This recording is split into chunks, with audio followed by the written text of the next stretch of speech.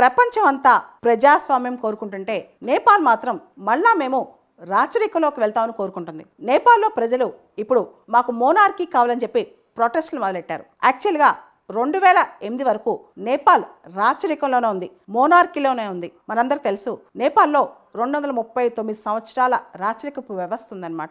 ఇక్కడ 2001లో నేపాల్లో రాయల్ ఫ్యామిలీలో పెద్ద మాసెకర్ జరిగింది. రాయల్ ఫ్యామిలీలో క్రౌన్ ప్రిన్స్ దాదాపు 9 మంది ఫ్యామిలీ మెంబర్స్ని చంపేసి తను కూడా చనిపోయాడు అనమాట. ఆ తర్వాత స్లోగా నేపాల్ మొత్తం డైల్యూట్ అయిపోయింది. నెమ్మదిగా 2008లో నేపాల్ ప్రజాస్వామ్యం వైపు అడిగిడిందనమాట. 2008 నుంచి ఈ రోజు వరకు నేపాల్లో ఎన్నిసార్లు ప్రభుత్వం మారిందో తెలుసా? 13 సార్లు. నేపాల్లో స్టేబుల్ గవర్నమెంట్ లేదు, ర్యాంపెంట్ కరప్షన్, విపరీతమైన అవినీతి, ఎకనామిక్ క్రైసిస్, ఇవన్నీ చాలా ఎక్కువ ఉన్నాయి. ఎక్కడ కూడా ఏ పార్టీకి అబ్సల్యూట్ మెజారిటీ రాలేదు. 2015లో నేపాల్కి కొత్త రాజ్యాంగం వచ్చింది. 2008 రాచరికం ఉన్నంత వరకు నేపాల్ హిందూ రాష్ట్రంగా ఉండేది. ఇప్పుడు కూడా మళ్ళా అక్కడ ప్రజలు నేపాల్ని హిందూ రాష్ట్రంగా డిక్లేర్ చేయమని చెప్పి కోరుకుంటున్నారనమాట. మాకు మళ్ళా రాచరికమే కావాలి, ఎందుకంటే కాన్స్టిట్యూషనల్ మోనార్కీ బెటర్ ఏమో అంటున్నారు వాళ్ళు. అక్కడ కాస్త స్టెబిలిటీ ఉంటుంది, పాలసీ కంటిన్యూటీ ఉంటుంది, అవినీతి తగ్గుద్ది, ఏమో కింగే బెటర్గా పరిపాలిస్తాడేమో. ఈ డెమోక్రసీ మాకు అస్సలు నచ్చట్లేదు. నేపాల్లో వచ్చిన కొత్త కాన్స్టిట్యూషన్ కూడా మదేశీస్కి హ్యాపీ ఇవ్వట్లేదు,